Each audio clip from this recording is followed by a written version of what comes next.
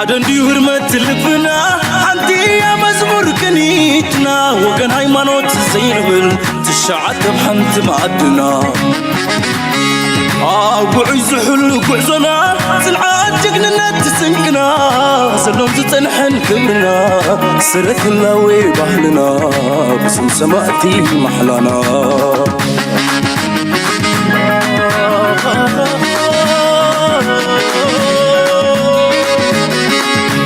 رأخ تقبر عسرنا حزو نبرار ينتصر لو يحقوا عزو عين فناتت بسيو خند ترقمو يريد راولنت عين فناتت بسيو ودا ترقمو يريد راولنت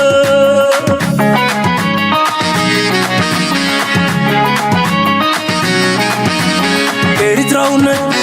ما درحولنت يريد راولنت حبن جقلنت عين قدد عن معرار نترر كم منعر بعالت اكوي لب تسبري اريد راونت سعار سعار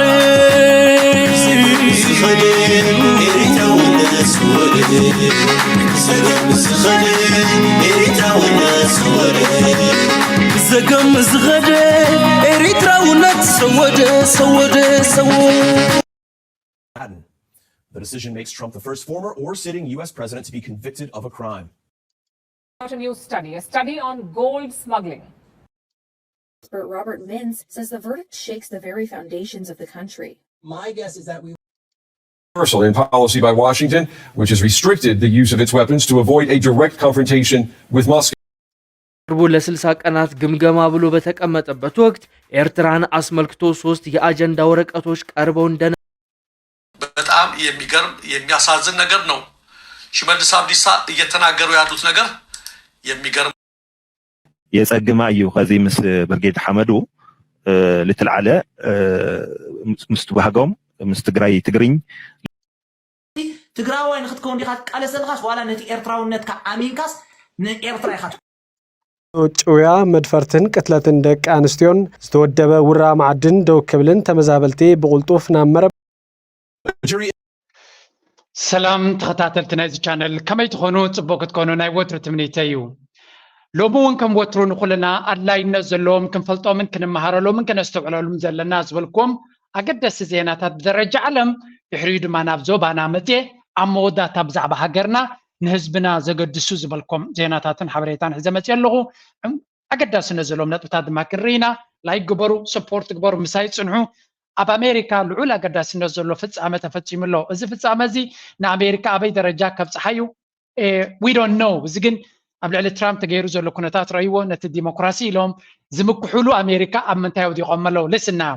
6 weeks of passionate arguments and 22 witness testimonies. Former US President Donald Trump has been found guilty on all 34 counts in the hush money case. Now, this is the first time in US history that a president has been convicted on criminal charges. ኣብ ታሪክ ናይ ኣሜሪካ ንመጀመርያ ፕሬዚደንት ዝነበረ ጥራይ ዘይኮነ ንፕሬዚደንታዊ ምርጫ ዝዳሎ ዘሎ ሰብ ብሓደ ገበን ተኸሲሱ ሕጂ ድማ ከም ገበነኛ ተረኺብሎ ብኻልእ ኣዘራርባ ኣብ እስር ቤት ከሎውን ንምርጫ ክወዳደር ዝኽእል ፕሬዚደንት እውን ክኸውን ከም ዝኽእል እዩ ዝንገር ዘሎ ንሪኦ ዘለና ናይ ብሓቂ ዘገርም ክስተት እዩ ኣብ ኣሜሪካ ፖለቲካ ናይ ኣሜሪካ ተገይሩ ዘይፍለጥ እዩ ኣብ ታሪኾም ኣብዚ እዋን እዚ ተበፂሑ ዘሎ ናይ ኣሜሪካ ውሽጣዊ ምምቕቓል እታ ሃገር ቻይና ፀቂጣታ ኣሜሪካ ወይ ራሽያ ፀቂጣታ ኤውሮጳ ፀቂጥዋ ወይ ካልእ ፀቂጥዋ ኣይኮነን ሓደጋ ክወርዳ ዝኽእል እዩ ዝበሃል እቲ ዝዓበየ ፀገም ናይ ኣሜሪካ ውሽጣዊ ፀገማን ምምቕቓል ናይቲ ህዝብን ኣብተን ክልተ ፓርቲ ዲሞክራትስን ሪፐብሊካን ተባሂሉ ዝግበር ዘሎ ጋብ ብሰንኩ እቲ ዝዓበየ ሓደጋ ከም ዘለዎም እዩ ዝፍራሕ ምናልባት እጅ ገለገለ ሰባት ነዚ ምስራዩ ክብሉ እዮም ገበነኛ ኮይኑ ተፀኒሑ ቤት ፍርድን ተረኺቡ ወዳ እስር ቤት ይኣቱ እምበር እንታይ ዳ ክትብሉ ኢኹም ብዛዕባ ናይ ማስ ገበን እዮም ዝዛረቡ ዘሎ ፈሊጥኩም ኣለኹም ብዛዕባ ገበን ቅድሚ 2016 ኣጋጢሙ ዝበልዎ እዩ ብኻልእ ኣዘራርባ ዶናልድ ትራምፕ ስልጣኑ ማስ ረኪቡ 20 ረኪቡ ስልጣኑ 4 ዓመት ከም ሲቪላዊ ሰብ ይኸይድ ነይሩ ኣብ 20 ክጅምርዎ ይኽእሉ ነይሮም ወይ እውን ኣብ ግዘበነ ፕሬዚደንትነቱ ክጅምርዎ ይኽእሉ ነይሮም ኣየድልዮምን ነይሩ ስለምንታይ ዳሎም ይጅምርዎ ካልኣይ ፕሬዚደንት ኮይኑ ክምረፅ ከም ዝኽእል ስለ ዝፈርሁ እዮም ዘምፅዎ ዘለዉ ዝነጥብ እዚ ስለዚ ነቲ ቤት ፍርዲ ዝብልዎ ዘለዉ ነቲ ጃስቲስ ሲስተም ዝብልዎ ዘለዉ ከም ኣፅዋር እዮም ዝጥቀምሉ ዘለዉ ሕጂ ድማ እታ እስር ቤት ክኣትዋ ዝኽእል ዕለት መዓስ ገይሮም ኣሎ መሲልኩም ኣብ ወርሒ 7 كقدمي حدت معلتات كقدمي نسو كم ريبابليكان البريزيدنشال كانديديت بتي بارتناتو تقبلنا زرقبلو كونفرنس كقدمي غيرو ملو سلازي نابتي ريبابليكان نخيقبلو زغبر كل انقفاتهم زغبر زلو نسبزي بكل منقديهم كصلوا ود اليوم زلو ندونالد ترامب كم مغبارو it doesn't matter ማለት አሜሪካ ፖለቲካኦም ይጸገም የብሉን ሓደ ነገር ግን ይበርሃልካ ኩሉ ትዝዛረቦ ፍትሕዶ ዲሞክራሲ ዝብሎ ሕጂ ካብ ኣፎም ክንሰምዐ ኢና ስለክሳዕ ክንደይ ነቲ ፍትሒ ዝበሃል weaponize ወይ ከመ ጽዋር ከም ዝጥቀሙሉ ልክዕ ከምቲ ዶላር ናቶም ዝገብርዎ ማለት እዩ Jury in New York has found former US President Donald Trump guilty in his hush money case in Manhattan. The decision makes Trump the first former or sitting US president to be convicted of a crime. The jury concluded Trump falsified documents to cover up a $130,000 payment to silence an adult film actress ahead of the 2016 election. Trump was found guilty on all 34 counts. Trump blasted the verdict, insisting he did nothing wrong. Let's have a listen. This was a rigged, disgraceful trial. The real verdict is going to be November 5th by the people. And they know what happened here, and everybody knows what happened here. So, እንታይ ዝብል ዘሎ ፕሬዚደንት ዶናልድ ትራምፕ እቲ ቤት ፍርድታት ከም ኣጽዋር ተጠቂሙ እቲ ዲሞክራሲያዊ ሪፓብሊክ ዲሞክራቲክ ፓርቲ ዝበሃል ንሱ ጥራይ ዘይኮነ ግን እቲ ስታብሊሽመንት ዝብሎ ብድሕሪ መጋረጃ ነቲ ሃገር ዘመሓድራ ዘሎ ዝብሎ እቶም ቢልዮነር ክላስ ድዩ እቶም ሃብታማት ኮርፖሬሽንስ ንሳቶም ኦርጋናይዝድ ኮይኖም እዚ ሰብ እዚ ኣብ ምርጫ ዘይቀርበሉ መንገዲ መጀመርያ እንታይ ገይሮም ከጸልምዎ ፈቲኖም ብልሽውና ኣለዎ ኢሎሞ ምስ ደቂ ኣንስትዮ ደቂሱ ኢሎሞ ኩሉ ዓይነት ፀገም በሚዲያ ገይሮም አንጻር ኩሉ ተዛሪቦም ህዝብ ምእማን አብይዎም ኮምፕሊት ህዝብ ምእማን አብይዎም መመሊሱ ንዑ እናደገፈ ኸይዱ እሱ ከም ዘይሰራ መስፈለጥ እንታይ ገይሮም ነቲ ቀደም አደቂሶም ዝነበሩ ቤት ፍርዲ ብኩሉ መንገድና ወዓውዑ ኣብ ቤት ፍርዲ ምጽኦም ሕጂ ናብቲ ምርጫ ክምረጽ ከም ዘይክእል በቤት ፍርዲ ክእሰር ከም ዝኽእል ወይ ገለ ክገብሩ ክፍትኑ እዮም እንታይም ዝብሉ ዘሎ ብዙሓት ሕጂ ገለ ካብ ኣሜሪካውያን ዓበይቲ ፖለቲካዊ ተንተንቲ ኣሜሪካ እንታይ ብለው እዚ ሰብ እዚ ምምራጹ ይተርፎን እዩ ግን ቅድሚ ምምራጹ ወይ ከአስርዎ ይኽእሉ እንተዘየለ ድማ ክቐትልዎ እውን ከም ዝኽእሉ ይዝንጋር እዮም ዝብሉ ስለንታይ ማለት እዩ እንታይ ዝብል ዘሎ ሲስተም ናትና እቲ ናይ ኣሜሪካ ሲስተም ሪግድ እዩ ብብልሽውና ዝተቆማጥዕ ሲስተም እዩ ዘለና እናበለ እዩ ዝዛረብ ዘሎ ንባዕሉ እቲ ናይ ቀደም ፕሬዚደንት ዝነበረ ኩሉ ግዜ ብዛዕባ ኣሜሪካ ድማ ብተደጋጋሚ ዝደግሞ ዘረባ እዩ ስለዚ ንቐፅል እስከ ንእሽተይ ንስማዕ እንታይ ይበሃል ኣሎ And it's okay. I'm fighting for our country. I'm fighting for our Constitution. And we'll keep fighting. We'll fight till the end and we'll win.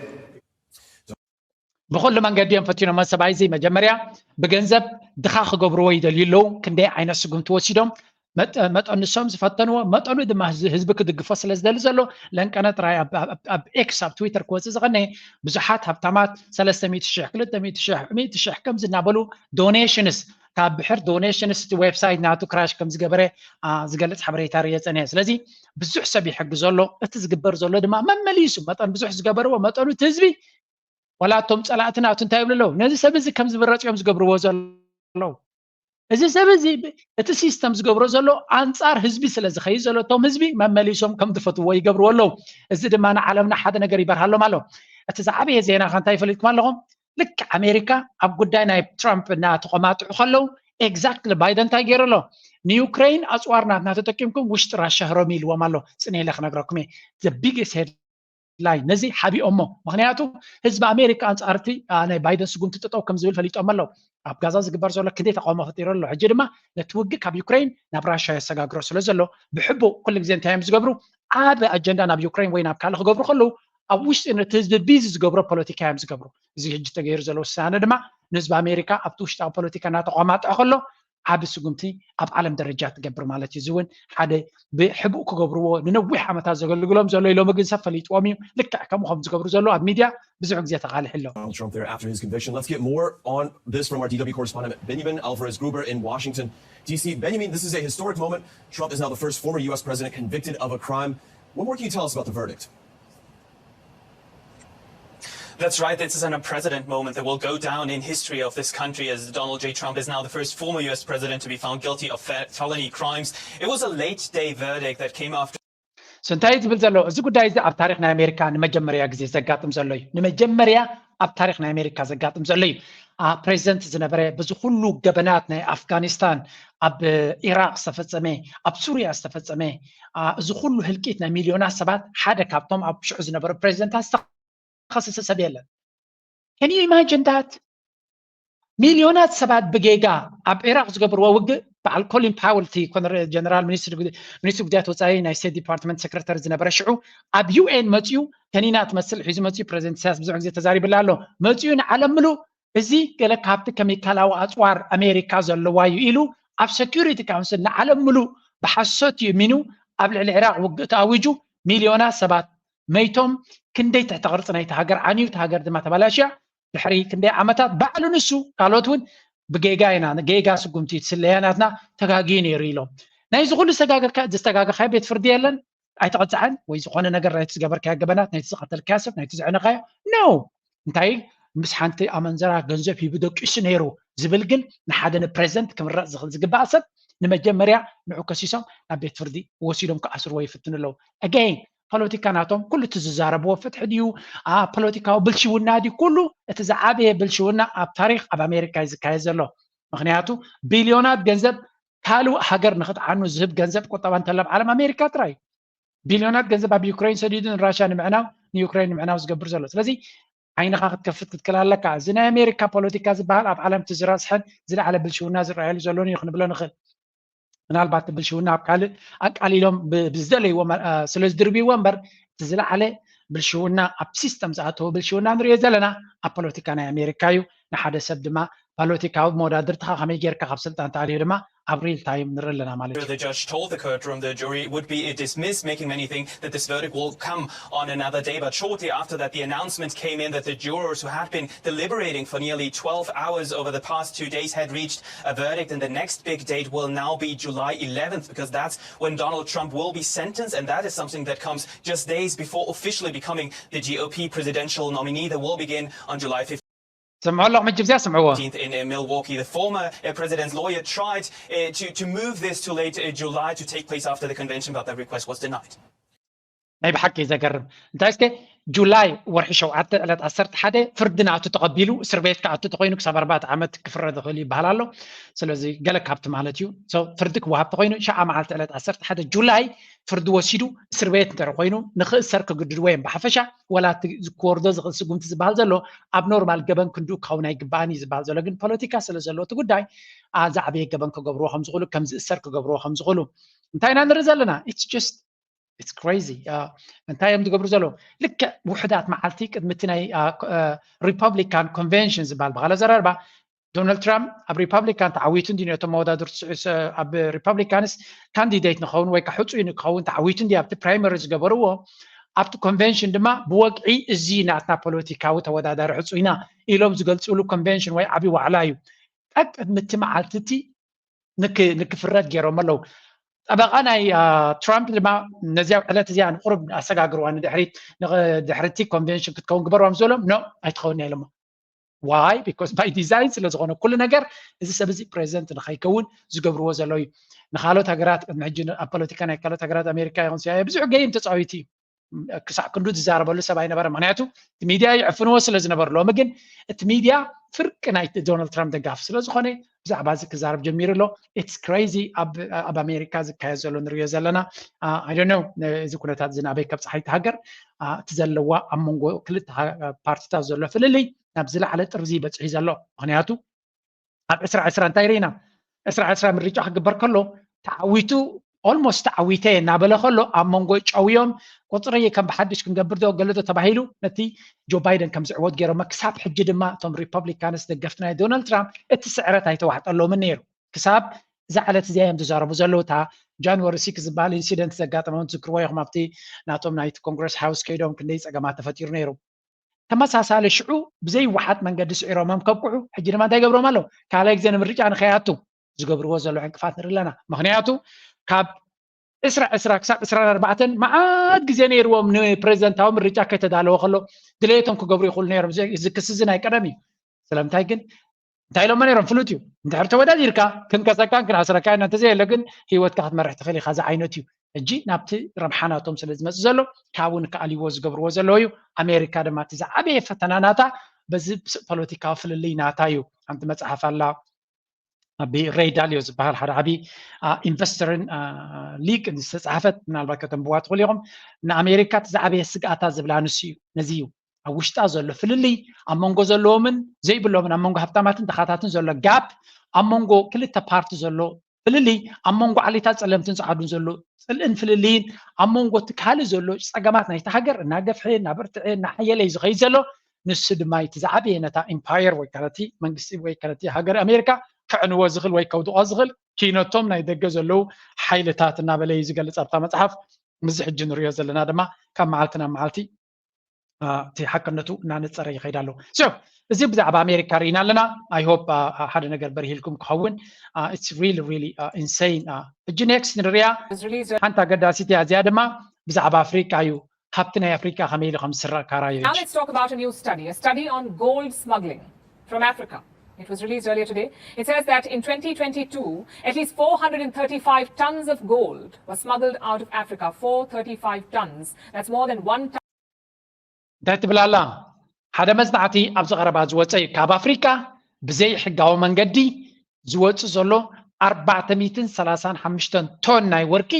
ካብዛ ኮንቲነንት ኣፍሪካ ትበሃል ከም ዝወፀ እዩ ንሓን ኣፍሪካ ዓብ እንዲኹ ትብሉ ኢኹም ኣብ ጎረቤትና ዘጋጥም ዘሎ ድማ ክትርኢ ኢኹም እዚ ክሳዕ ክንደይ ሃብቲ ናይ ኣፍሪካ ይስራቅ ከም ዘሎ of gold every day. Do you know how much 435 tons of gold are worth? About $31 billion at today's rates. It's enough to wipe out the national debt of some. ስለዚ እዚ 435 ቶን ዝበሃል ዘሎ ድማ ብዓብ ዓይኒ ገንዘብ ተሚንካዮ ክሳብ 35 ቢልዮን ዶላር ናይ ኣሜሪካ ኢና ንዛረብ ዘለና 35 ቢልዮን 35 ዓብ ገንዘብ እዩ እዚ ንኣፍሪካ ነታ ኮንቲነንት ዓብ ለውጢ ከምፅኣላ ዝኽእል ገንዘብ እዩ እዚ ስለዚ ክንዲዚ ዝኣክል ሃብቲ ነቲ ሃገር ከየርብሐ ብዘይ ሕጋዊ ብብልሽውና ካብቲ ሃገር ይወፅ ኣሎ ናበይ ከይኸይድ ኣሎ በን ገይሮም ፈሊጦሞ ልስናው እዚ ነገራት እዚ ትርጉም ዘለዎ ነገራት these African countries, but that much gold was illegally smuggled out of the continent in 2022. And this has been a growing trend. The amount of gold smuggled out of Africa doubled between 2012 and 2022. And where was it smuggled to? Reports say that the lion's share of the gold, about 47% of it, made its way to the United Arab Emirates, where it was reprocessed, rebranded, and reintroduced into the global gold supply. So,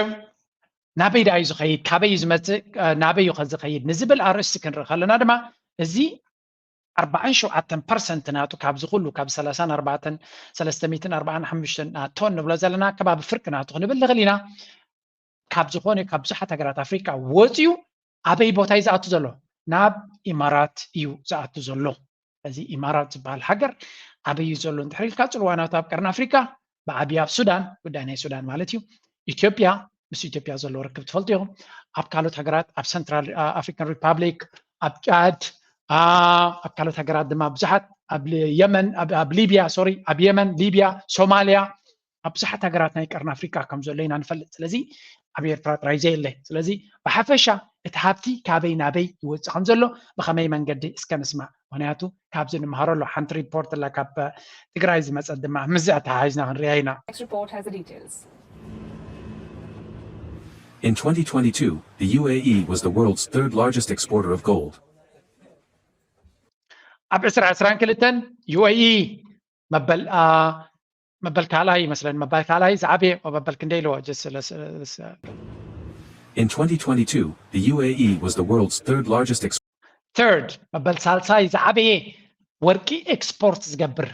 ወርቂ ዝሰድድ ሰደድ ናይ UAE بعالم درجة مبل سالساي زبصح ورك اتسدد ياو ورك ግን ኣለዋ ዲያ بعدا ورك ስለተፍርዲ ነው ካብ ካልኦት ሃገራት ድመፀ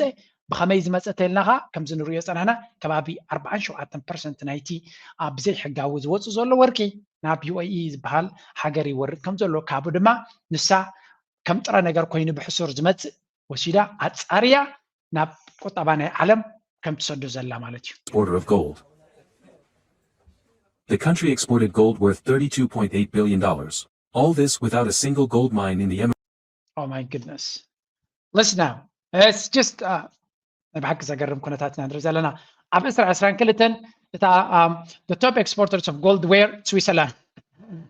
ኣብ 2022 تا ዝለዓለት ወርቂ ትሰድድ ሃገር ኤክስፖርት ትገብር ሃገር መን ያስከ ኣነ ዝነብረላ ዘለኹ ሃገር ስዊትዘርላንድ እያ ክንደይ $101 ቢልዮን ናይ ወርቂ ዕደና ኣብ ስዊስ ትፈልጡ ዲኹም ኣብ ስዊስ ዘለኹም እስከ መልሳቡን በቲ ዘለኹም ቦታታት ገለ ወርቂ ዝኸዱ ዝወፀሉ ቦታ ሪኢኹም ትኮይንኩም ነው የብላን ስዊስ ካብ ካልእ ዝመፀ ወርቂ እዚ ካልእቲ ኣሜሪካ እያ 37.5 ቢልዮን ሳልሰይቲ ድማ ዩናይትድ አረብ ኤሚሬትስ ወይ ከዓ ዩኤኢ ማለት እዩ 32.8 ቢልዮን ትሪእዎ ኣለኹም ክሳዕ ክንደይ ሃብቲ ናይ ኣፍሪካ ብዘይ ሕጋዊ ራብዒቲ ዩናይትድ ኪንግዶም 32 ቢልዮን ሓምሻይ ድማ ሳውት ኣፍሪካ ወርቂ ዘለዎ ወይ ዝዓበየ ናይ ወርቂ ሪዘርቭ ዘለዎ ሃገር እዩ ስለዚ ዓዲ እንግሊዝ ወርቂ የብላ ብዓዱ ዩኤኢ ወርቂ የብላ ብዓዱ ኣሜሪካን ርግፀኛ ካብ ዓዶም ዘውፅዎ ይመስለንን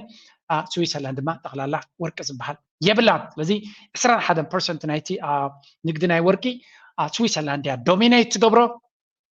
ምናልባት ትዝክሩ ተኮይንኩም ኣብ ገለ ክፋል ካብ ኤርትራዊ ናብዚ ኤክስፖርት ትገብር ከም ዝነበረት ትዝከር ኣብቲ መጀመርያ ወርቂ ናይ ቢሻ ክወፅእ ከሎ ናብዚ ደገ እቲ ካምፓኒ ደውፅኦ ዝነበረ ናብዚ ኤክስፖርት ትገብር ከም ዝነበረ ሓደ ፖለቲካዊ ዲያሎግ ናይ ኤርትራ ወርቂ ገለ ዝብል ዘረባ ኣብ ፖለቲካ ናይ ስዊስ ኣዛረባ ርእሲ ኮይኑ ነይሩ ኣብ ገለ ነጥቢ ስለዚ ስዊዘርላንድ ሓደ ካብቶም ናይ ወርቂ ኤክስፖርተር እዩ ካብ ካልኦት ብጥረ ነገር ወሲዱ ኣፃርዩ ናብ ዓለም ደረጃ ዝሰድድ እዩ ምስቲ ናይ ሰዓት ናይ ዎች ኢንዱስትሪ ናይ ገለመለ ዘለዎ እውን ብዙሕ ናይ ኣብ ናይ ሽልማት ኣብዚ ናይ ምዕቡል ዓለም እውን ዓብይ ኢንዳስትሪ ዘለዎ ስዊዘርላንድ እዚ ከም ትሪእዎ ዘለኹም እዩ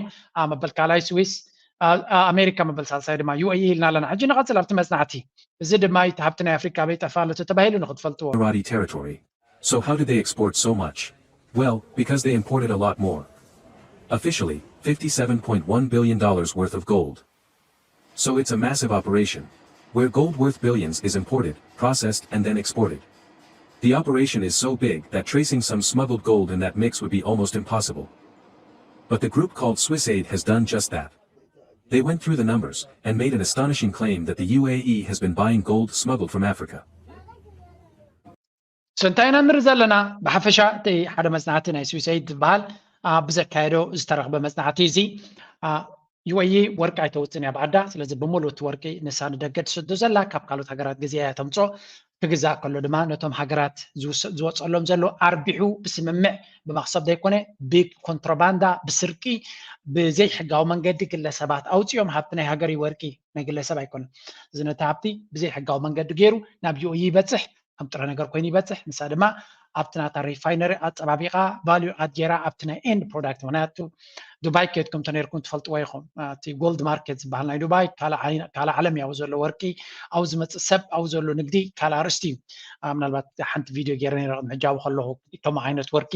ኣብ ሂወተይ ርየ ስለዘይፈልጥ ናብ ስዊስ እውን ርየ ይፈልጥን ኢኸሙ ስለዚ ኣናደር ለቨልቲ ወርቂ ዕቤት እውን ብዙሕ ናይ ተተኻኺንን ኤኒዌይ ከም ትሪእዎ ዘለኹም ካብ ካልእ ዓለም መፅዩ ሓደ መፅናዕቲ ከም ተረገፀ ካብ ኣፍሪካ ብዘይ ሕጋዊ መንገዲ መፅዩ ኣብኡ ከም ዝሽየጥ So how does this work? The gold is smuggled. It gets refined and then the UAE exports it in Emirati packaging. The global gold market doesn't care about where the gold is from as far as importers are concerned. The gold has become Emirati. Its backstory is of no interest to the market. In 2022, about 435 tons of gold were smuggled out of Africa. That is gold worth about $35 billion today. Smuggled gold means no taxes or tariffs, so it doesn't benefit the African nation's development. So ከምዚ ትሪእዎ ዘለኹም ብድኻታት ኣፍሪካውያን ብሕሱር ጉልበት ወፂኡ ነቲ ሃገር ዝኾነ ይኹን ረብሓ ብዘይብሉ መንገዲ ብብልሽዋት ግለሰባት ኣቢሉ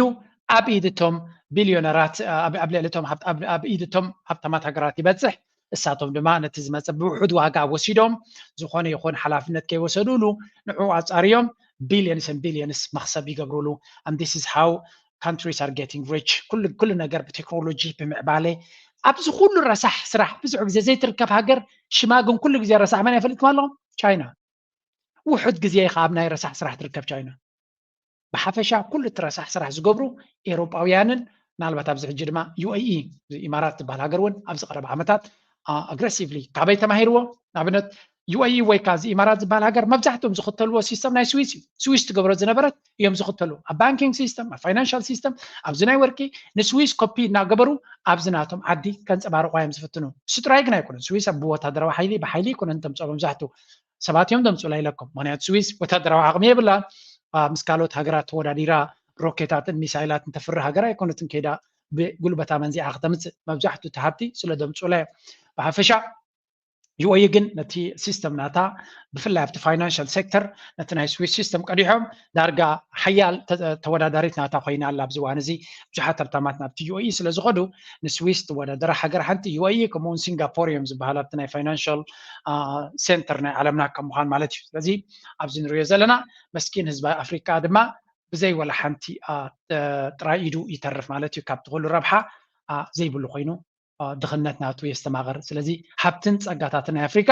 ከመይ ኢሉ ከም ዝጓሕጓሕ ንኽንፈልጥ ኢለ እስካዕ ንእሽተይ ንቐፅል ድሕሪኡ ክንሰግር ኢና ብካልኣርስ Most of the smuggled gold came from artisanal mining where people mine the gold instead of corporations. It's also common in Sudan, the country currently being torn apart by civil war.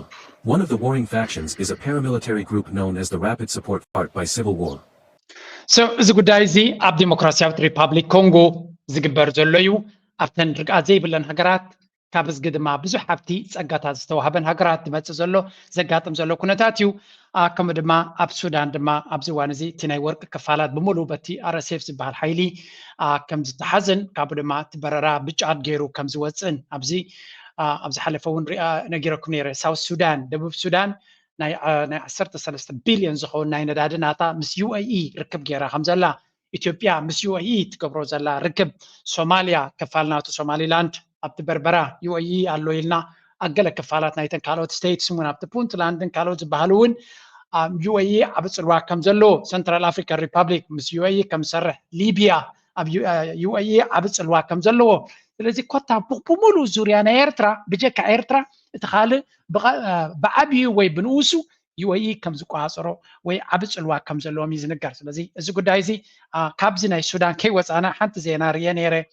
ሓደ ነገር ከገርመኩም እያ ዝስምዑ ናይዚያ training ground based in the middle of a neighborhood in Durman. It's where Sosan Usama comes every day to train as a part of a group of women. They've responded to a call by the Sudanese Army General Abdel Fattah al-Burhan for all those who can to fight alongside the army in its war against the paramilitary Rapid Support Forces or RSF. I joined this camp to learn to defend myself, my family and my relatives. So انتهينا نرزلنا. Oh my goodness. ايت غزيه كاير كله كتعم اسكن زياد نري حنسب.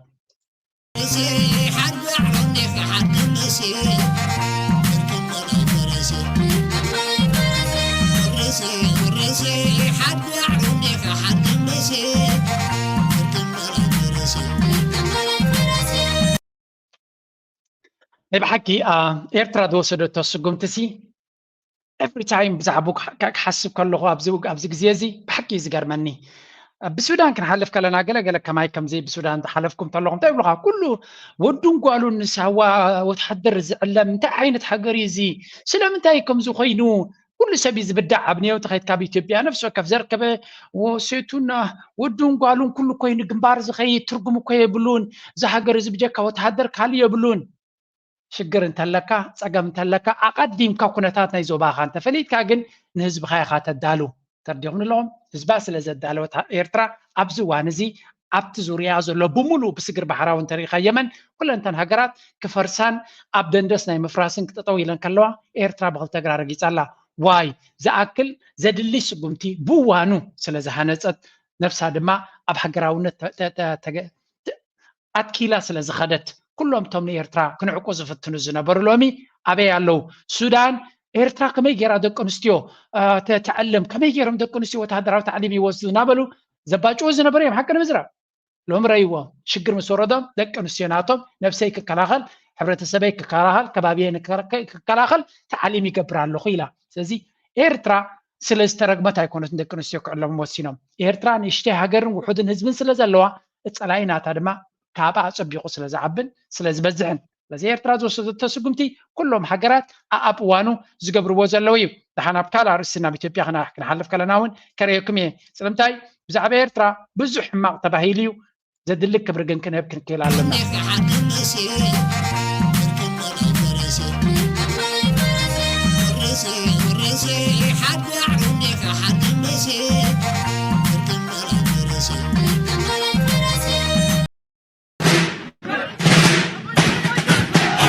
زرعيوه زدما أبي إثيوبيا يوتناي فانوز بحال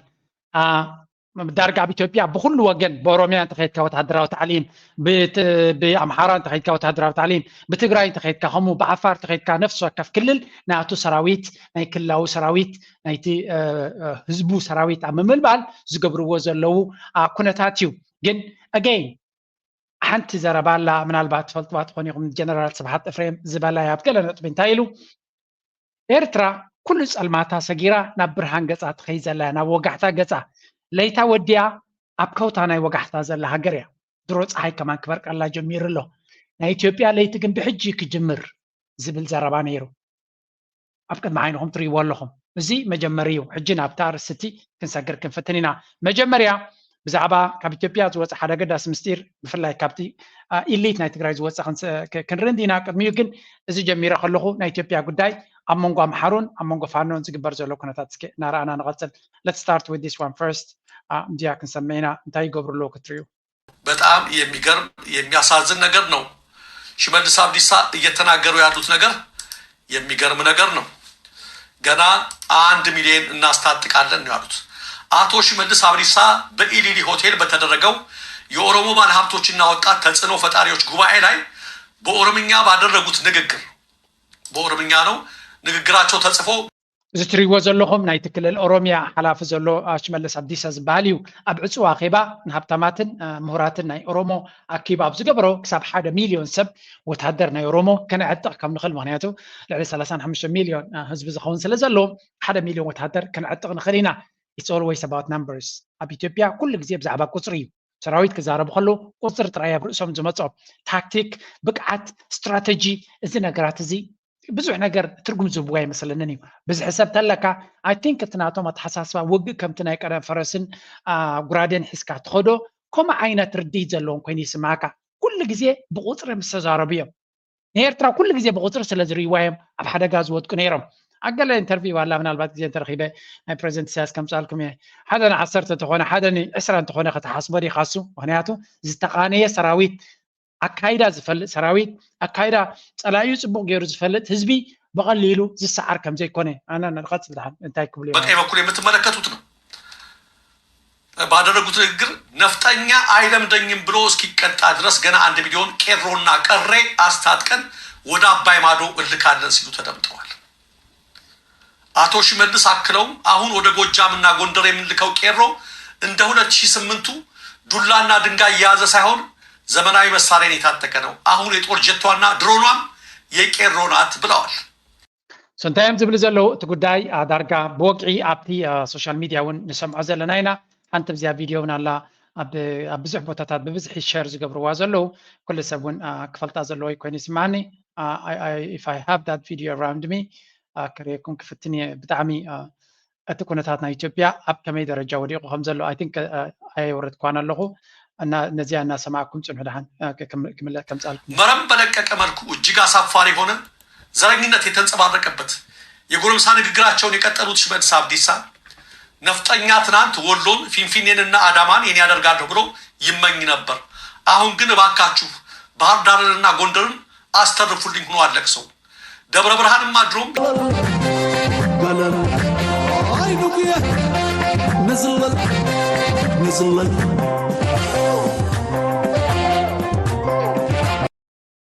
እስረኛው ሩል ሊደፍን በጣት የሚቆጠሩ ቀናት ብቻ ቀርተዋል። ከዚህ በኋላስ ውጊያውን ማስቀጠል ወይንስ መነጋገር፣ በአስቸኳይ ጊዜ አዋጅ መቀጠል ወይንስ ወደ መደበኛ መንግስታዊ አስተዳደር መመለስ፣ አሁንም ውጊያውን አፋፍሞ መቀጠል ወይንስ የጠረጴዛ ፖለቲካ መጀመር፣ በውጊያስ ሰላምን ማዝለቅ ይቻላል ወይ የሚሉትና መሰል ጥያቄዎች በህዝቡ ዘንድ የሚነሱ ናቸው። በአማራ ክልል ከከተማ ከተማ ከገጠር ከተማ ከከተማ ገጠር ለመንቀሳቀስ የሰላሙ ሁናቴ ያላመችም አስቸጋሪ ሆኗል። አሁንም ሰሞኑን በጎጃም የትራንስፖርት አገልግሎት መገደቡ ተሰምቷል። سنتين نردلنا إثيوبيا بوقعي أب حجي بفلا يابز حجي نريو زلنا أب سفح زخونة كوينات كم تاب تقراي زنبرة سفح كوينات زنبرة هجي ما سفح كوينات يغزل اللي زلكم هجيجن ما تنبزح سراوي زلوه برتع كوينات دماو كوينات كالي عينة هلكيت كاس أبزخ الكوينات أب أم حراك قبار كم زخونة يزن الجرزلو زد ما بتا أوشتي كاب إسرع كساب حجي زهاجر زيا أب كمي مدرخ ودي قالا سلمتاي كم زخت كون كيلا لعلو خلو تطو كان بلو وي كان بلو لا عمنايو مغنياتو نفسهم زخالو هاجر سلو زخونو اتزعبيه تمرتكن زن ريا زلنا كابي زبقاس زي كم يرتراو خين كاطريا خلا خازي زي تعود زي خون قال ديكوني كاب منتاي استبقاسي زي كونتات زين دحريلكا كابتي هندسنا نايت بوليتيكا استبقاسي افللياتكا زتوكره بوليتيكا اندحر ጌርካ እቲ ፌደራሊዝም ዝብልዎ ዘለዉ ንፍልልያት ናይቶም ህዝቢ አቡዝ ተማእከለ እዩ غالي አምሓራ ከም ክልል አምሓራ ከም ህዝብን ከም ብሄርን በይኑ ቋቋይሙ ንስኻ ነፍስኻ ዝኻልካ ህዝቢ ኢኻ ትብሎ ኦሮሞ ነፍስኻ ዝኻልካ ህዝቢ ኢኻ ትብሎ ትግራይ ነፍስኻ ዝኻልካ ኢኻ አፋር ከምኡ ሶማል ከምኡ ትኻል ህዝቢ ከምኡ ደንታይ ኢኻ ትፅበይ መወዳእታ ሓደክ ንነፍሲ ይክሓስብ ድሕሪ ሓደ ዓይነት ህዝቢ ኮይኖም አምሓራ ሃይማኖቶ ሓደ ዓይነት ህዝቢ ተር ኮይኑ ናይ ረብሑ ይከግድሶ ናይ ኦሮሞ ከገድሶ ይክልኒ ልክዕ ከም ካልኦት ሃገራት አክት ክገብሩ ክጅምር እዮም and that's exactly what we see ትድሪኦ ዘለና ውግእ አበይ ደረጃ በፂሑ ኣሎ እቲ ኣብ መንጎ ዘሎ ፌደራላዊ መንግስቲ ዝበሃል ዘሎ ዳርጋ ነቲ ሓደ ዓልየት ሒዙ እዩ ሽም ፌደራል ሒዙ ዘሎ እምበር ኦሮሞ ሒዙ ዘሎ ተወላዲ ናይ አምሓራ ምዝ ሕጂ ዝኸይድ ዘሎ መመሊሱ ናብቲ አምሓራ ዝበሃል ይኸይድ ከም ዘሎ እቲ ኩነታት ናይ ኢትዮጵያ እዚ እናኾነ ከሎ ኤርትራ ደኣ በየን ያኽፅሎ እዚ ንዓና ብኸመይ ይፀልወና ዝብል እቲ ቀንዲ ንዓና ዘገድስ ነጥብንስ እዩ ምክንያቱ ክንምንታይ ውሽጣዊ ጉዳይ ናይ ኢትዮጵያ የገድሰና ኣብዚ ሕጂ ሓንቲ ሪፖርት ክበኩም እየ and that's very very important ግምገማ ብሎ በተቀመጠበት ወቅት ኤርትራን አስመልክቶ 3 የአጀንዳ ወረቀቶች ቀርበው እንደነበር ተሰምቷል። አንዱ የኢትዮጵያ ሁኔታ ያበቃለት ነውና በደም በቋንቋና በባህልም ከምንመስለው ኤርትራ ጋር ተጣምሮ ወደብ ያለው ነፃ ሀገር መፍጠር ይቻላል የሚል ሰነድ ሲሆን የኤርትራ መንግስትን ማስወገድና በምትኩ ተስማሚ አገዛዝን የመመስረት ሐሳብ የያዘ ሰነድ ደግሞ ሌላ تذكرون دحر ኮይንኩም ህወሓት ናይ 60 መዓልቲ ዕፅዋ ኼባ የካይድ ነይሩ ብዙሕ ኣብዛረበ ኮይኑ ነይሩ እንታይ ዝገብር ዘሎ 60 መዓልቲ እንታይ ትቐንዲ ኣጀንዳ ናቱ እንታይ እዩ ክንዲዚ ህዝብና ጠመየ ከሎ ኣብ ዕፅዋ ኼባ ክንዲዚ ግዜ ዝወስድ ዘሎ ዝበሃል ዝነበረ ካብኡ ሰሊኹ ዝወፅእ ሓበሬታ ኢና ንሰምዕ ዘለና ናዮም ዝብሉ ዘለዉ ሰለስተ ዓበይቲ ነጥብታት ወይ ከዓ ኣጀንዳታት ወሲዱ ብሰፊሑ ብዛዕባን ከም ዝተዘራረበ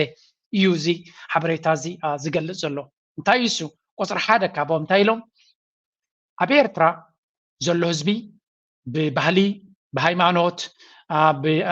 ብኣካይዳ ንዓና ዝመስል ህዝቢ ዘሎ ስለዚ ንዕዑ ሒዝና ነታ ኣብ ኤርትራ ዘሎ መንግስቲ ገምጢልና ንዓና ዝኸውን ሃገር ወደባት ዘለዎ ኣብ ደገ ባሕሪ ዘለዎ ኩሉ ስትራቴጂካዊ ኣገዳስነት ዘለዎ ሃገር ክንሃንፅ ኣለና ንሕና ኣብ ኢትዮጵያ ነዊሕ ዕድመ ክህልወና ይክእልኒ እዩ እቲ ህዝቢ ይፀልአና እዩ ኣይፈትወናን እዩ ንሓዋሩ ድማ ኣብ ልዕለና ዘለዎ ስእሊ ክቅይር ዝኽእል ኣይኮነን ስለዚ ዘለና ሓይሊ ከምኡውን ዘለና ዲፕሎማስን ካልእ ታክቲክን ተጠቂምና ነታ ኣብ ኤርትራ ዘሎ መንግስቲ ክንኣልዮ ክንፍትን ኣለና ምናልባት ብሓይሊ ዘይንኽእሎ ተኮይና እንታይ ክንጥቀም ኣለና ምስቲ ተቃውሞ ናቱ ተዋሲብና ከም ናትና ምሲልና ኣጀንዳ ምሲልና ነታ ኣብዚ ዝብልዎ ዘለዎ ግን እንታይ እዮም ዝብሉ ዘለዉ ነቲ ስርዓት ኣብ ኤርትራ ዘሎ ኣሊና ንዓና ዝሰማማዕ ክንገብር ኣይኮኑን ዝብሉ ዘለዉ ንሳቶም ነቲ ስርዓት ኣብ ኤርትራ ዘሎ ክቋፅሮ ትግራይን ነቲ ክልል ትግራይ ዝበሃል ዘሎ ምስ ኤርትራ ሓዊሶም ሓንቲ ሃገር ክሃንፁ እዮም ዝዛረቡ ዘለዉ እዚ ሕጂ ሓደ ካብቲ ቀዳማይ ሲናርዮ ሓደ ወይ ከዓ ሓደ አጀንዳ ዝወሰድዎ ነዊሕ ዝተኻትዑሉ እዩ ካልእ ከንታይ ተባሂሎም ኛው ነው ማምሻውን ህዋትን አስመልክቶ የወጣው መረጃ እያነጋገረ ነው። ህዋት ኤርትራን ለማጥቃትና የኢሳያስ አስተዳደርን ለመገርሰስ እየተንቀሳቀሰ ነው የሚል መረጃ ተሰምቷል። ህዋት በቅርቡ ለ60 ቀናት ግምገማ ብሎ በተቀመጠበት ወቅት ኤርትራን አስመልክቶ 3 የአጀንዳ ወረቀቶች ቀርበው እንደነበር ተሰምቷል። ስማቸው እንዲጠቀስ ያልፈለጉ የፖለቲካ ተንታኝ ከሰሞኑ ለሪፖርተር ጋዜጣ በሰጡት አስተያየት ላይ ህዋት በ60 ቀናቱ ግምገማ ወቅት ኤርትራን አስመልክቶ 3 አማራጭ ሐሳቦችን አቅርቦ እንደ የኤርትራ መንግስትን ማስወገድና በምትኩ ተስማሚ አገዛዝን የመመስረት ሐሳብ የያዘ ሰነድ ነው ሲሉ ተደምጠዋል። ተንታኙ ሁለተኛው ሰነድ አሁን ባለው ሁኔታ የትግራይ ህልውናን ማስጠበቅ የሚቻለው የኢትዮጵያ የደህንነት መዋቅርን በመጠቀም ነው የሚል ሲሆን ከኢትዮጵያ መንግስት ጋር ጥብቅ አጋርነት መፍጠርን ያስቀደመ ነው ይላሉ። ሶስተኛው ደግሞ የኢትዮጵያ መንግስት የተዳከመ ነውና ከአማራና ከሌሎች የታጠቁ ኃይሎች ጋር ተሰልፎ መንግስቱን መጣል ይቻላል የሚል ሐሳብ የያዘ ሰነድ ነው ብለዋል። ለጥቀው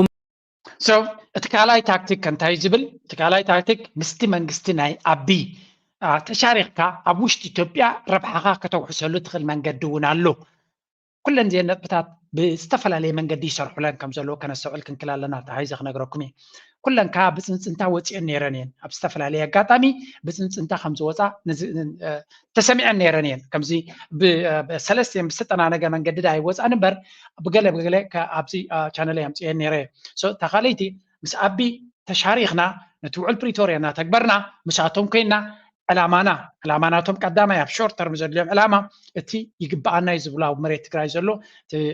ወልቃይት ራያ ሑመራ ከምኡ ድማ በቲ ኣለማጣ ገለ ዘሎ ከባቢ ንዑታት ክወስዱ እዚ ምስ ኣቢ ኮይኖም ክገብርዎ ምስ ተሻሪኾም ነቲ ድሌታት ናይ ኣቢ እናማልኡ ከማልእዎ ከም ዝኽእሉ ድሌታት ናቶም እታ ሳልሰይቲ ኦፕሽን ግን ቅድሚ እዚ ሕጂ ዘሎ ደረጃ ምብፅሑ ትዝረብ ዝነበረት እያ ኣቢ ድማ ኣብ ዝተፈላለየ ኣጋጣሚ ንዓታቶም እውን ኣብ ኣፎም ዝነገሮም እዩ ንሱ ድማ እንታይ እዩ ምስ ኣምሓራ ምስቲ ናይ ሓይሊ ናይ ኣምሓራ ምስ ፋኖ ተሻሪኽካ እቲ ኣብ ፈደራል ዘሎ መንግስቲ ናይ ኣቢ ደኺሙ ስለ ዘሎ ክልቴና ተሓዊስና ሃሪምና ኣብ ኣዲስ ኣበባ ስልጣንና ከምቲ ናይ ቀደም ምናልባት ምሉእ ብምሉእ ተዘይኮነ ምስ ኣምሓራ ተሻሪኽና ኣብ ስልጣን ኮፍ ክንግለሉ ንኽእል ዝብል ሲናርዮ ምዃኑ ስለዚ ሰለስተ ዓይነት መንገዲ ከም ዝነበሮም ሰለስተ ኣጀንዳታት ሰለስተ ስትራቴጂታት ከም ዝነበሮም ሕጂ ኣነ ናተይ ርእይቶ ክሪኦ ከለኹ እዚ ኩነታት እዚ እስከንሽተይ ንስማዮ እሞ የህወሓት ኃይሎች እነዚህን ሶስት መሰረታዊ አጀንዳዎች እንደ አማራጭ በማቅረብ እንደ አስፈላጊነት ሁሉንም አማራጭ ለመጠቀም ተስማምተው ነው የተነሱት። በሶስቱ መንገዶች የአስመራ መንግስት ማዳከም እንደሚቻል የታመነበት ሲሆን በብዙ መመዘኛዎች እነዚህ ሰነዶች ጨርሶ የሚጣሉ አይደሉም። ታሪክ መምህር እንዲሁ ማህደር ሰነድ ገድሊ ካብ ቀዳማይ ዳሕራይ በትናይ ትማል ካብ እሉፍ ታሪኾም ክንዲ ዝመሃሩ ሕጂ እውን ኣለዉ ጉድጓዶም ይፍሕሩ ሕልሚ እንዳሓለሙ ንዘይከውን ግብሪ ሕልሚ ዓባይ ሃገር ዝኸለላ ባሕሪ ድሙ መሲድናዮም ካብቶም ከምኡ ነብሪ ኣብኣ ይረኽብዋ ሓጢራያ እምሪ ኣለና ሻዕብያ ከምተናይ ትማል አለና ሻዕብያ ከምተናይ ትማል እንደ አማራጭ በማቅረብ እንደ አስፈላጊነት ሁሉንም አማራጭ ለመጠቀም ተስማምተው ነው የተነሱት። በሶስቱ መንገዶች የአስመራ መንግስት ማዳከም እንደሚቻል የታመነበት ሲሆን በብዙ መመዘኛዎች እነዚህ ሰነዶች ጨርሶ የሚጣሉ አይደሉም ሲሉ ተደምጧል። ተንታኙ ከፕሪቶሪያ ስምምነት ወዲህ በኢትዮጵያ የተፈጠረውን የኃይል አስተላለፍና ከኤርትራ ጋር ስለሻከረው ግንኙነትም በሪፖርተር ጋዜጣ በኩል ሰፊ ማብራሪያ ነው። ኣብዚ እንታይ ንርኢ ኣለና ሰለስተ ነጥብታት እውን ተመላሊኡ ንኤርትራ ኣብቲ ናይ ኤርትራ ዘለዎም ኣጀንዳ ክሰርሓሎም ከም ዝኽእል ንኣብነት ኣብይ ኣሕመድ ኣብዚ ለንቀነ ሓደ ዋዕላ ገይሩ ኣሎ ምስ ኣተሓሒዘ ክሪኦ ስለ ዝደሊ እንታይ ናይ ምንታይ ዋዕላ ገይሩ ዘሎ ኣባ ኣሕመድ ወይ ከዓ ኣብቲ ኣዲስ ኣበባ ዝተገበረ ዋዕላ ናይ ቀይሕ ባሕሪ ዝብል እዩ እዚ ዋዕላ እዚ ኣብቲ ሚድያ ናቶም ይዝረብ ኣሎ ስለንታይ እዩ ኣብ ካልኣይ ኮንፈረንስ ብዛዕባ ሬድ ሲ ሪጅናል ኮኦፕሬሽን ዝብል ኣብዚ ዋዕላ እዚ ዝኾነ ናይ ጅቡቲ ወይ ናይ ኤርትራ ወይ ናይ ዝኾነ ዝተዓደመ የለን ጉዳይ ናይ ቀይሕ ባሕሪ ዝትንክፍ ኣጀንዳ ዋዕላ ገይሩ ኣሎ ስለዚ ኣቢ እቲ ናይ ኣፍደገ ባሕሪ ዝብሎ ዘሎ ኣጀንዳ የቕፅለሉ ከም ዘሎ ስለዚ ምስቲ ህወሓት ድማ ምሱ ኮይኑ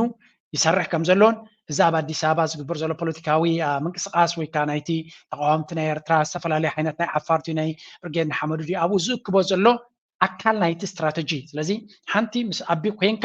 ረብሓኻ ከተውዕሰሉ ትኽእል መንገዲ ኣሎ ክብል ከሎ ኣቢ ድማ ንባዕሉ ንዓታቶም ተጠቂሙ እቶም ተጋሩ ጥራይ ኣይኮኑን በላሕቲ ኮይኖም ዝፃወትሉ ዘሎ ኣቢ ድማ እንታይ ይደሊ ዘሎ ቀደም ምስኦም ደማዊ ውግእ ገይሩ እዩ ሓይሎም ኣዳኺሞ እዩ ከም ቀደም ስግኣት ኣይኮኑዎን ስለዚ ንዓታቶም ተጠቂሙ ምስኦም ኮይኑ ቀዳማይ ስግኣት ናቱ መን እዩ ዘሎ ፋኖ እዩ ዘሎ ብዝዋን እዚ ስለዚ ነቲ ፋኖ ከመይ ጌርካ ተኣልዮ ነቲ ፋኖ ከመይ ጌርካ ተዳኽሞ ወይ እውን ካብቲ ፀወታ ናይ ፖለቲካ ተኣልዮ ስለዚ ተቐንዲ ኣተኩሮናቱ ናይ ክልቲኡ ሓይልታት ኣኪቡ ንፋኖ ክሃርም እዩ እዚ ንፋኖ ክንደይ ክወስድ ዘሎ ቅድሚ ሕጂ ኣብ ሰሙናት ክውደየ ኣብ ኣዋርሕ ክውደየ ኢሉ ዓመት ቀሪቡ ኣሎ ሕጂ ድማ መበል ብድሮናት ፈቲኑ ብፍሉይ ነፈርቲ ፈቲኑ ፍሉይ ኣፅዋራት ፈቲኑ ብኩሉ ኣይሰለጦን ሕጂ ድማ ብዝሒ ሰራዊት ሒዙ ናብኡ ይኸይድ ኣሎ እቲ ናይ ትግራይ ሓይሊ የለን ኣብኡ ዝበሃል ዘሎ ምስ ግዜ ግን ክንሪኦ ኢና ይሳተፍ ኣሎ ይሳተፍ የለን ኣብ ሓደ ዕላማታት ተመሳሳሊ ከም ዘለዎም ኢና ንርኢ ዘለና ስለዚ እዚ ጉዳይ እዚ እቲ ጉዳይ ናይ ቀይሕ ባሕሪ ይቕፅል ኣሎ ብተመሳሳሊ ኣብይ ኣሕመድ ቀይሕ ባሕሪ ክብል ተኮይኑ ናብ ኤርትራ ከይዱ እውን ዓቕሚ ከምዘይብሉ ንኤርትራ ከውድቕ ዝኽእል ዓቕሚ ክህልዎ ከምዘይክእል ንፈልጥ ኢና ኩሉ ነገር ሓዋዊስካ ክትሪኦ ከለካ ኣብዚኣ እስካ ሓንቲ ዘረባላ ምሳ ተሓሒዘ እናተይ ርእቶ ክፍትኒ እዚኣ ምዝ ሕጂ ዘሎ ካብ ትግራይ ኤሊት ዘረብዎ ዘሎ ስሙ የፀግማ እዩ ከዚ ምስ ብርጌድ ሓመዱ ልትልዓለ ምስ ትባሃጎም ምስ ትግራይ ትግርኝ ልትተሓዘ ቃል ቃልሶም ስሩ ልድገፍ እዩ ባህጎም ምስ ትግራይ ትግርኝ ልትተሓዘ ቃል ቃልሶም ስሩ ልድገፍ እዩ ባህጎም ምስ ትግራይ ትግርኝ ልትተሓዘ ቃል ቃልሶም ስሩ ልድገፍ እዩ ምስትልለና ፖዚሽን ምስትልለና ቆመና ግን ዝቃልሲ እዚ ልክ ክሽከም ስለለፀግም ይመስለኒ ላብ ፖለቲካ ሽዋ ላብ ፌደራል መንግስቲ መፅዮም ላብ ብልፅግና መፅዮም ሕዝናና ምፍጣር ክስታይል ረአዮም ኣሎ ተጀማምሮኦም እኒኦ ማለት እዩ ስለዚ ብትግራይ ክዕውትዎ ስለለይካኣሉ ና ትግራይ ሚድያታት ለ ዋላ ብቃልሲ ነብል ግን ኣንደርግራውንድ ከተውግዕ ትኽእል ኢኻ ሚድያ ምፂኻ ኩሉ ምትፍናን ግን ኣምትረልኩካ ብኩሉ ብደው ብሰሜን ብምዕራብ ገለ መለሲ ብስ እንደይ ሓሊqa ተፋነን ብትልኒአና ዓቕሚ ብትልኒአና ተኽእሎ ብትልኒአና ውዳበ ስለዚ እቶም ሚድያታት ለ ምንባብ ባይዘ ወይ እትነጋገር ኮይ ተግራዊ ተጋሩሲ ሚድያ ልመርሕ ከምዚ ነፃ ኮይኑ ፖለቲካ ልትንትን ይኹን ኣብ ውዳበ ይኹን ኣብ ገለ ልሎ ሓም ትግራዊ ክናበብ ኣሎ ክራኸብ የውሊ ብኣካል ምንባብ ብኡነ ፖለቲካ ትመርሖ ተለካ እዩ እሞ እዚ ትግራይ ንምንታይ እያ ስቑ ኢላ እስና ፌደራል መፅኡ ልበሃል ትግራይ ምስ ብዙሓት ሓይልታት ከዚ ክትፍተፋነን ስለለይብላ እዩ ዝመስለኒ እሞ እቶም ሚድያታት ለ ብዙ መልክዑ ሓላፍነት ወሲዶም ንምንታይ እያ ከምዚ ለገበረት ኢልካ ተነጋጊርካ ምኻድ ይከኣል እሞ ኣብ ትግራይ ትልለና ፖዚሽን ከምዚ ዓይነት ቃልሲ ለኣቶም ደግፍካ ሓደ ክልል ኢና ፌደራል መንግስቲ ዝሃለየ ጎረቤት ሓይሊ ዓዲ ኦፊሻሊ ቃልሲ ክንድግፈ ይንኽእል እንደይ ክተርፋደኒ ዝብላን ሰብ ጥራሕ ዘይኮነስ ገረብን እንስሳን ኣይንገድፎን ኢና እዚ ክትፈልጡ ኣለኩም ኣነ ሓደ ጨናዋዓት ምረሳሕ ኤርትራ ገይ ገፊሕ ማዕኮሮ ወዲ መንጠብጠቢት ወዲ ኮንትሮምሮ ወዲ 9 ብሄር እንዳቀቢላ ታኒቁ ኢላ ኣነ ጉዳይ ኣይኮነ ኣነ ይሰተ ኣነ ሽማዓይ ዝብላ ኣነ እሰይ እንኳዕ ተሓነቀ ሸቓቕ በልካ ብቀዳሚ እውን ሓደ ደላይ ፍትፍት قبل ما قتلهم انكم عجب بل هم داركم يحجسنا لا تقاتلكم كتداهم هنا ندليكم هنا لا تقاتلكم كتداهم نفسهم دحنكم كتداهم ندليكم مودعتها بعلنا اتينها نودكم مالتي አፈጻጸም አዝባል ነገር አለ ባልና አቲናኻ አፈጻጸማናትኩም ጋር ክሳትኩም ቆቆሪትና ንውድአኩም ዚያት አድለይቴና ትያል ኤርትራዊ ካብ ዝሕና ኤርትራዊ ካብ ዝመውት ንዓይ ኢፍ ይኸብር ኣነ ካብ ኤርትራዊ دقم نجار بزعبة حزبكم تبهال النجار على نحن بزعبة حزبنا قام نجبر بزعبة حزب تجراي نايم من نجار زخواني إيرتراو دقافة يتقام يمثلوا نهاية إذا حزب زي أبز مكرا زخو دق زجبرة إيرتراو نيجي بيعمل period ما نمي بلا كارلو كم يرك خزارة ما جذاب حوكا بديخا ببوها أبز درجة زود حزب كم يكذر حلفن ترفن خالين يور حزب تجراي تجراوين خدكون دي خد على سلخاش ولا نت إيرتراو نت كأمين كاس نيرتراي خاطر على السلام انا كنجي امننت يجلو انا مننت تግራዋይ بخمي تكانخا ولا في تاريخ تمصيخا ابتي قدم زمره حزب تግራይን حزب ኤርትራን ኣብ ሓደ ይሩ دحر ግዛት ንخطعمم فلاديمم ኣብ ጣልያን ያብለ بخم خيلومات انا جي مس تግራዋይ مننت نيرندي حبر هاجرات معسلين تمسريتن ኤርትራ ከማ ገ ይነበርትን ኤርትራ ቆራቅ ኤርትራ መሆናኮ ካልስም ይሩዋ ولا إثيوبيا كو أين برتنا هاجرات أين بران حجز أنت عندك قالوا حبنا حوي هاجرات سي معاسي أنت مسريتن بوع البرلينين حكي حجي بينا يملك إخا حدا نيرو اختبل كان خاص بمنتاي نعملت بدوب دي أب حدا تتقرني في الخير نيرو بحق دي بحدا تتقرني في الخير نيرو برأستها دي بحدا دم حدا نيرو بخميو حدا نيرو ندحر حدا نيرو سي سلامنتايو بعد رأس علولاس أب حبابن كالئن كيدوم نتهز بكنا مان كالئن بأذنسي عتر زعتولو ባህታ ሓጎሲ ስለምንታይ ባህታ ሓጎሲ ንሓባብ ካብ መን ሃዲም ይኸይዱ ኣቦና ባህታ ሓጎስ ንስት ታሪክ አይደና ጀመራ ሓበሻው ኣነ ብከረም መንነተይ ትራዋይ ለዛምን መንነተይ ዘግነተይ ኤርትራዊ ሳዕ ክንደይ ድሩትነት ናይ ፍልጠት ከም ዘለዎም ትሪእዎ ኣለኹም ሲምፕሊ ታቃል ስለ ዝእመንዎ ጥራይ እምበር ዝኾነ መረዳእታ የብሉን ኦሞ ኣባኮ ይኸነ ኣቦና ባህታ ሓጎሲ ራእሲ ኣሉላ ስለ ዝሃደኖ እዩ خستاي كيدو نمني خاتم لو حباب هادي مخيدو سلامتاي انا نسيب زربن زلو جانا انا مننتي تግራዋይ ልከምበር ዘግነተይ ኤርትራዊ ዘግነተይ በቃ ዘለኹ ሶ ዘግነት ጃብ ጀመርኩ خራ ዘግነት ቆተዋ በቃ ጀርመናዊ بحر الغناطي ولكي جكني يوم تكخت سيفم يا كتنا عقلي بحر الغناطي ولكي جكني يوم تكخت سيفم يا ومع الجنة زلت وخلت والرحبة بزلت تقلبي الحلقة قوس زلت حقري والتنم بني زلت قدري خاسي وينو شوف وينو نمي شد زحزح وينو عويات وينو غيرو كان زي من لسنا حوارو ميهير وما حوارو تجينا مريض بحر الغنى ቦርደር ተሻጊርካ ማለት ክልል ስለዝኾንና ካብኡ ግን ብርጌድ ለሓመዱ ሃመይ ክኾኑ ሃም ዝኽእሉ ኣዝየ ስፕሪንግ ቦርድ ትግራይ ድዮም ክጥቀሙ ምዕራብ ትግራይ ድዮም ክጥቀሙ መተማ ድዮም ክጥቀሙ ልብል እዚ ያው ሓደ ከብል ልለዎ እዩ ስፕሪንግ ና ብረታዊ ቃልሲ ተብል ተኮይንካ ሰብ بزخونه اب موداتا تزلو كنتات حشويه نريو زلنايو نابتي جود نيوز ناتنا كملسينا مغنياتو كيتكا ترغم يبلون تبوليتيكا كندي زي تزربه كندي زي تباهله كندي زي تفكري اموداتا زازينا زيا كاب نقفا بريس زوصاتيا اتي ازينا نحبنلو سبورتنيا ألكسندر إساق تصاوتاي ناي نيوكاسل زلو حجي ما بعبيت كلابات كم بعد أرسنال ون زدلا زلون زلمون وزلو ون تصاوتاي أبتا مبوكلاويت هجر ولدو زخونت إيرترا استاديوم كسرح كم زدل زلو مكساب 45 حزبك حزغل استاديوم ديلي ميل كوميليوم زبل زلو تا ناي ديلي ميل ارتيكل كراغبايك على الكونجن بزي قدس اتي تصفان بعلو تصفى زباكايت صحف كتريا غلها I have the feeling أنا سمعت علني ألكسندر قال جبر مخانو مغنياتو مع الناس إيرترا بانديرا حقيفو انقو عبزب كعكم إيرتراويان قبل زغيل كرع إيرترا وصلو زغوني أبتا ما بقول عدو إيرترا قال أنا قرك جبر مخانو يرد عنيو عبزوان زد ما بزح حسابات هلو هات منقستي كو أي حقزني نو تخكلنيا منقدين در حاتيت كات منقسي كم زملس انا اكزامبل الله لكم اب كالوت مخاده يدلنيو صحيفه زي فلتنا مينستري حبريتانا ايرتراتو يمانز صحفكو حتوناتي بازيور قزلو ديتيلد زخونه حبريتا متينيله ابز شير غيريني رمساهم سلازي الكسندر يساقوا ايرتراتيو ولدون اتيوم مست منقسي صبغ زخونه مي زلويو اوكي 45 شعبيو انا كو كم ناتي دليت نسبة لستاديم ولا تزجبر أزيو بحماق دخلنا كعتونا يدليوني جن أكاديمين تزجبر كمسو جنو ناي سبورت أكاديمي معناته سبورتنياتات كمل ملولو زخول بوتا ناي سلت أنا أبو أكاديمي ألكسندر إساق زبحل شمو أكاديمي تزجبر نيرو that would be really good معناته نتوم سبورتنياتات أو كمل ملو توم تصفاز لهم talents do you remember أبيرترا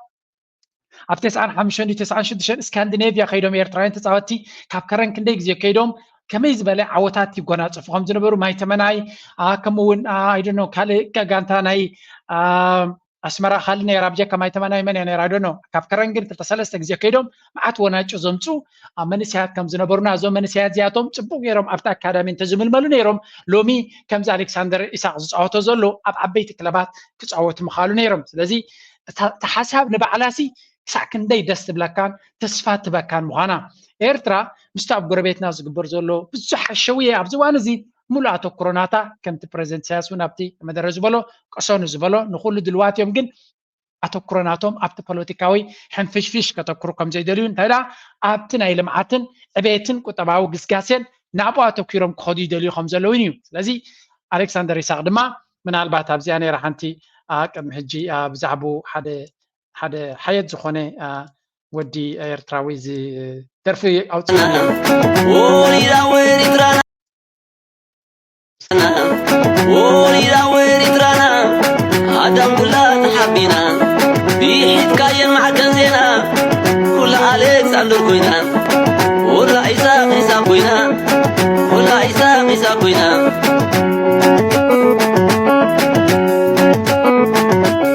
إيراتاتهم حارس كايو دفعاتهم أفيس كايو توكيس كازي تمحير نعود كاتفاحير غلاغت بحكي مخرعي حجر زخوني ألكسندر إساق بحكي every time بزعبو headline أبزج زي كريه خلوه عبعوي big fan ناتيو بقى highlights ناتو كل جزء مسحبني كعسوس لدفتو سلزي أنا بحكي حبنا إيرترا زحجر ما نيرترا زقبر زلو بزح مدرخات بانديران إيرترا زلت بارغون إيرترا أبي أمباسادر ناتا يزي سبزي زخون أمباسادر كنا الناس بلون يلا إيرترا تبود ما تهز ببعلو بولنتو نتهجر أمباسادر كون الله سلزدلي سلزي كلنا دما نبزي ألكسندر كفاتي برندي وين وازلو بوتدما بينيام جرماي زغبر زللن كان عوت بلجيم زغبر ريناينا بتويتر ناتي بزح شير جيريلو كيت كماو سبريد جبر وانا تحبريتا بحكي إرترا بحكي زعمت زي بزح جود نيوز اب كل مدايات اب جرو دي ايطاليا امان إلزر ايفلوي بقعت رينانينا كم دما حجاب تور نوروي ساتف زلناتنا إل نسون قال نجار كاس معنا كرينا ولا مستافد بعلون على عبنا قريم تور دي فرانس ما كان دي كاباتهم كساتف لنا سلازي بحك إرترا زخر عمان ساعات يرا نقدمي تقزقس هلا كاب حشوية نايزو بانا وزينا نحناون أبقونهم نقدمي تقزنا كنقزقس نسيس أو عيدناتي زور لحن فيش أيوبنا بسلام تغير زوبانا سلام كوردو نحنا قن أبو تأليغنا أبتي بوليتيكا وحن فيش كيتو وحدنا ناب صبو كزنا خم بقس يزم حسن نايلو مارس تبزخ ودي بليس لايك جبر سبورت جور ناب كالوت وناب تعونا بالكو نزال بواكبكم يدعريو تعمت ميلودي درفك ሕብረተሰብና ንክغير نفس وكفنا ክንክተሎ ዘለና ካብ ኤሳውያን ብፍላይ ካብ ቻይናውያንን ህንዳውያንን ክንመሃሮ ዘለና ዝዩ እዚኦም ሕብረተሰብ እዚኦም ነፍስ ወከፍ ሳንቲም ኣብ ዘይ ቦታ ኣይትወድቕን እያ ዘይድልዮም መጋየፂ ኣይገዝኡን እዮም ገንዘቦም በኣገባብ ይሕዝዎ ኢንቨስት ይገብርዎ ستوك ماركت كمون كريبتو أزيا قداسي أبزي كالاي السومن دقومن أب تمرتي بفلاي دما أب IT أب إنجينيرينج أب بيزنس زلا على تقرلهم that's why دما مايكروسوفت جوجلن بهنداويان كمون أب كال إسياويان زمرحو سالساي دما نفس وكف زلوهم جنزب أب عدوم جزاجيو بيزنس بمهنات يوم زعبيو نزك حق الزغل صفر عليه بروجرام لنا كفام